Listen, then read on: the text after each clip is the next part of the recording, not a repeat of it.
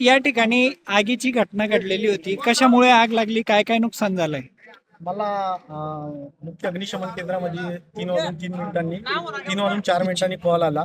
आरिफ नावाचे एक इसम होते, त्यांनी आम्हाला कॉल केला की निलांबरी हॉटेलच्या मागच्या साईडला जे सुप्रीम कॉलनीमध्ये गोडाऊन आहे तिथं आग लागलेली आहे. तर तात्काळ आम्ही पहिले MIDC फायर स्टेशनची एक गाडी काढली आणि नंतर इतर फायर स्टेशनचे जे आहेत मुख्य अग्निशमन केंद्र आणि शिवाजीनगर अग्निशमन केंद्र इथून 4 गाड्या आम्ही इथे पाठवल्या आणि आग साधारण अर्ध्या पाऊण तासात पूर्ण कंट्रोल झालेली होती.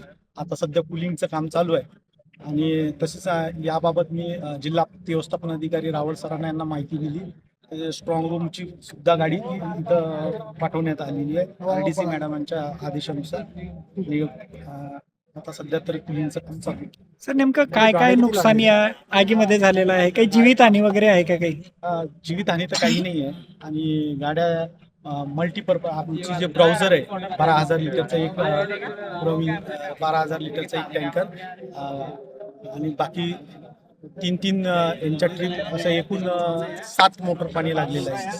कारण कळू शकले का कशामुळे लागले काय? कारण आता तर सध्या तर कारण कळू शकलं नाही. आता त्यांच्या जे मालक आहेत त्यांच्या याच्यावरून ते सांगतात की शॉर्ट सर्किट झालं असं त्यांचं ते बोलत आहे.